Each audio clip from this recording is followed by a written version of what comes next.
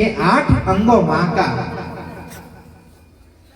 કહેવાય કુબડી, આંખે આંધળી અને પાછી કોઢીલી કન્યા. આજે રામદેવજી મહારાજ પરણવા માટે આયા. આ બાજુ રામદેવજી મહારાજ પરણવા માટે બેઠા છે, પરંતુ આ બાજુ બેનો જરા, કારણ કે આ પ્રસંગ મારા વગર કોઈ કહેશે નહીં, થોડી શાંતિ રાખો છે. કારણ કે રામદેવજી મહારાજની જે બેન સગુણા આટલો લાંબો પંથ કાપીને આવે ને, એટલે પોતાનો ભાણિયો જે ગજુબા કહેવાય 5 વર્ષનો જ, હો, બહુ લાંબો માર્ગ કાપીને આવે ને, એટલે બીમાર પડ્યો, ભયંકર તાવ. અત્યારે આપણી જોડે ગ્લુકોમીટર થઈ ગયા 105 ડિગ્રી 102 ડિગ્રી, એ વખતે કઈ હતું નહીં, ભયંકર તાવ આવ્યો કહેવાય.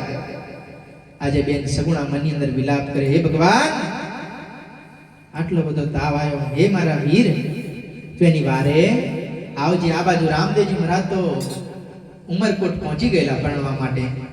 આજે ચોરીએ પહેલું મંગળ ચાલુ થાય, પણ કેમ? રામદેવજી મહારાજ અને સામે નેતલદે બેઠેલા. વિચાર તો કરો કેવું એ દ્રશ્ય છે. આ પહેલું મંગળિયું વરતાય રે, પહેલે મંગળ સોનાના દાન દેવાય રે, પહેલી મંગળ સોનાના દાન દેવાય રે, એવી રીતે પહેલું મંગળ પૂરું થાય રે, એવી રીતે.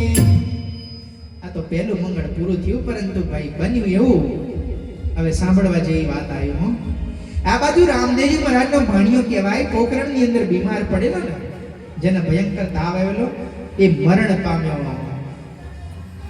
નથી કડીમાં આવતું કે મુવેલો ભાણિયો સજીવન કીધો, એ આ પ્રસંગ છે. તમે જાણતા નહીં, ખાલી ભજન ગાય નાખે કરા કે મુવેલો ભાણિયો સજીવન કીધો, પણ ક્યારે કીધો? કે રામદેવજી મહારાજનું એક મંગળ પૂરું થયું ને, પોતાનો ભાણિયો આજે દેહ છોડી દીધો. પરંતુ આ તો પીરનો પીર કહેવાય, એને ખબર પડી ગઈ, અને આજે બીજું મંગળ ચાલુ થયું. રામદેવજી મહારાજ મનની અંદર ખબર પડી કે મારો ભાણિયો છે નહીં, દુનિયા એને છોડી દીધી, અને બીજું મંગળ કહેવાય ચાલુ થયું.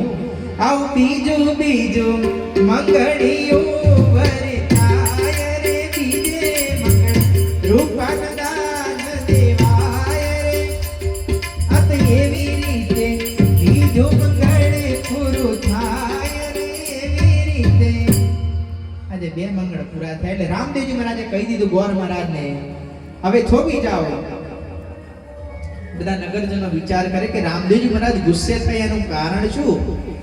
હા, દલજી જે કહેવાય નેતલદે, એના બાપ રામદેવજી મહારાજના હાથ જોડીને કહે, ભગવાન, હે રામદેવજી, અમારી કઈ ભૂલ ચૂક, અમારી કઈ સેવા ચાકરીમાં કસર? કે ના, તમારી કાંઈ કસર નહીં, પણ મારે 2 મંગળ ફર્યો ને, હવે 2 મંગળ ફરવા નથી. વિચાર તો કરો, અધૂરા લગ્ન.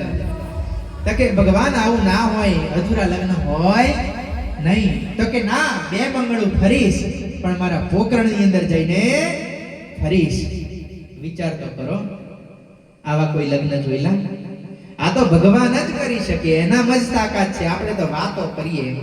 2 અધૂરા મંગળ લઈને આવી ગયા, ભાઈ જાન પાછી વળી વગર જમે. હો, કાંઈ તૈયાર કરે, કોઈ જમવા પણ રહ્યા નહીં, જાન પાછી વાળી રામદેવજી મહારાજે. અને પોકરણ આવી પહોંચી, અને સૌથી પહેલા માયરું તૈયાર કરાવ્યું એક સાઈડે, કારણ કે ભગવાન કહેવાય. બીજા 2 મંગળ પૂરા કરવા એટલે માયરું તૈયાર કર્યું. પરંતુ રામદેવજી મહારાજે સૌથી પહેલા શું કર્યું કે નેતલદે હાથે ઘેર આવ્યા. ઘેર આવ્યા એટલે પોતાની બેનને સગુણાને મળ્યા, કારણ કે ભગવાન જાણે કે આ મારો ભાણિયો છે નહીં, માટે બેન સગુણા. આજે સગુણા પણ હોશિયાર, એને ખબર પડી ગઈ કે મારો ભાણિયો છે નહીં, અને જો મારા ભાઈને ખબર પડશે ને તો 2 ફેરા પણ ફરશે નહીં. ભાણિયો મર્યો હોય તો કોઈ ફેરા ફરે મામો? ના ફરે. સગુણાને ખબર પડી એટલે સગુણાએ કરીશું કે ગોદડી લાવી અને પોતાના ભાણિયા પર ઓઢાડી દીધી. ઓઢાડી તો દીધી, પણ રામદેવજી મહારાજ આવ્યા કે બેન, મારો ભાણિયો ક્યાં? સૌથી પહેલો પ્રશ્ન તો સાંભળો, મારો ભાણિયો ક્યાં? ત્યારે સગુણા બેન કે, ભાઈ, હું આટલો લાંબો માર્ગ કાપીને આવી, તને ખબર નથી? અત્યારે આરામ કરે છે.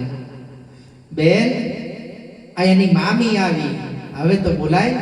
મારે મારા ભાણિયાને જોવો છે, વરના હું લગ્ન કરીશ નહીં.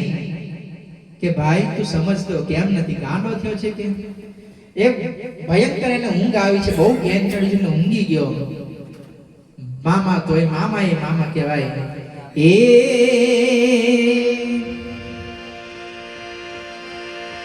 હે મારા રખમાળા કરજો રામ ને રણુજાવાળા રે.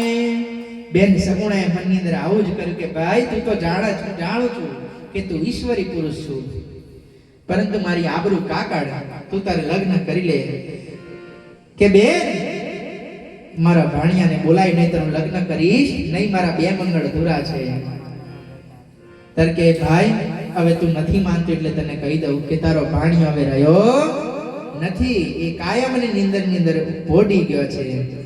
અને ત્યારે રામદેવજી મારા જેટલું જ બોલે કે બેન હું તો જ્યારે ઉમરકોટ હતો ને ત્યારની મને ખબર છે, એટલા માટે તો કહું છું કે મારા ભાણિયાને બોલાયો.